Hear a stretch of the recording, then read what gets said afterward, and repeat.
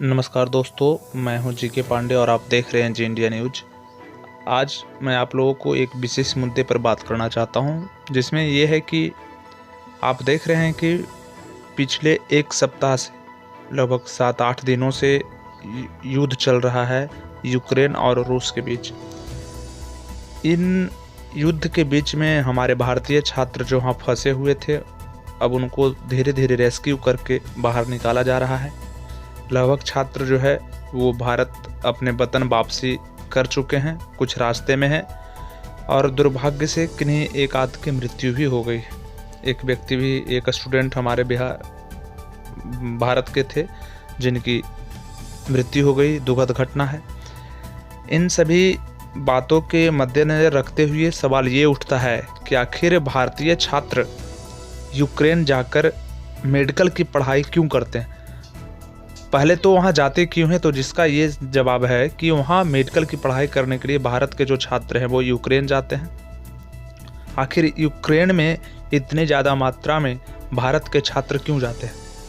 आप सभी जानते हैं कि भारत में मेडिकल की पढ़ाई करना एक बहुत बड़ी चुनौती का बात है।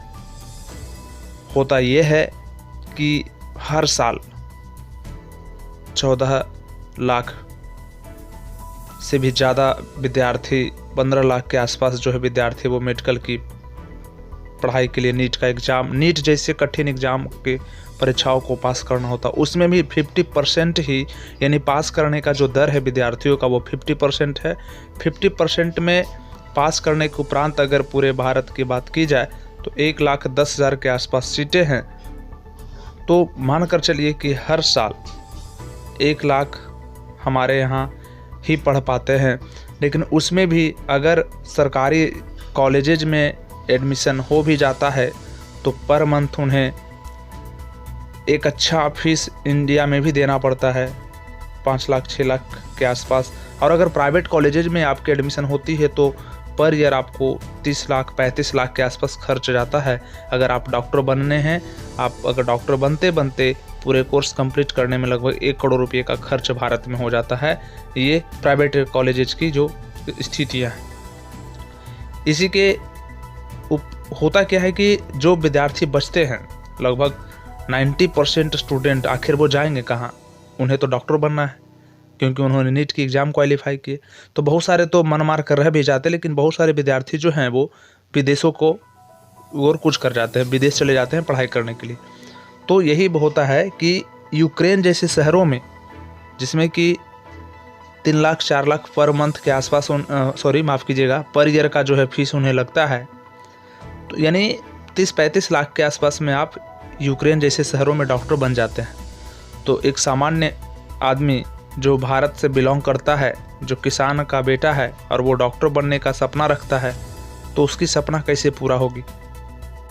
इन सभी बातों को लेकर के वो सभी छात्र अपने सपनों को उड़ान देने के लिए विदेश चले जाते हैं। यूक्रेन, रूस जैसे शहरों में वे जा करके अपनी पढ़ाई पूरी करते हैं और उन्हें यहाँ आने के बाद एक मेडिकल ग्रेजुएट का एक एग्ज़ाम देना पड़ता है, जिसके बाद वो भारत में आसानी से डॉक्टर की डिग्री जो है वो अपना पेशा करना शुरू कर देते हैं। डॉक्टर का जो पेशा है, इलाज करना शुरू कर देते हैं। तो ये मुख्य वजह माना जाए तो भारत में फीस के लेकर के भारत में अत्यधिक मेडिकल की पढ़ाई का खर्च है। अभी तक ऐसा कोई व्यवस्था नहीं किया गया है जिससे कि यहाँ भी अपने छात्र अपने देश में ही रह करके, अपने वतन में रह करके ही कम खर्च में मेडिकल की पढ़ाई कर सके। अभी ऐसा कोई प्रावधान नहीं है, लेकिन सरकार को इसके बारे में सोचना चाहिए कि ये जो समस्याएं आ खड़ी है, हमें विदेशों में जाकर के पढ़ना पड़ रहा है, आखिर हमारा भारत सक्षम क्यों नहीं है। अभी मेडिकल के क्षेत्र में यहाँ पढ़ाई की ऐसी व्यवस्था बनाई जाए, लोगों का यह मानना है कि ऐसी व्यवस्था बनाई जाए जिससे कि भारतीय छात्रों को विदेश जाकर मेडिकल की पढ़ाई करनी न पड़े, और ना ही ऐसा नौबत आए कि हमारा छात्र कहीं विदेश में फंसा है, वो मारे जा रहे हैं और हमें उनकी वतन वापसी के लिए लाखों करोड़ों सरकार की भी खर्च हो रही है और विद्यार्थियों से भी। सूत्रों के मुताबिक पता चला है कि विद्यार्थियों से भी दुगने तिगने किराए लिए जा रहे थे, लेकिन फिलहाल अभी ऐसा नहीं है। तो इन सभी बातों को लेकर के भारतीय छात्र मेडिकल की पढ़ाई करने के लिए यूक्रेन जैसे शहरों में जाते हैं और अपनी ज़िंदगी को जोखिम में डाल करके जो भी वर्तमान स्थिति है, युद्ध की जो स्थिति है, युद्ध की जो चरम सीमा है कह सकते हैं, अब वहाँ पे परमाणु बम जैसे हथियार का इस्तेमाल किया जाना, अगर ऐसे में कई छात्र जो वहाँ पर अभी भी फंसे हैं उनकी क्या स्थिति होगी, आप खुद समझिए और कमेंट के माध्यम से हमें बताइए कि हमने क्या सही कहा और क्या गलत। आपकी राय का हमारा इंतज़ार रहेगा और विभिन्न प्रकार की तमाम खबरों के लिए हमारे चैनल को सब्सक्राइब करें और वीडियो को जितना ज़्यादा हो सके शेयर करें और लाइक करें। धन्यवाद।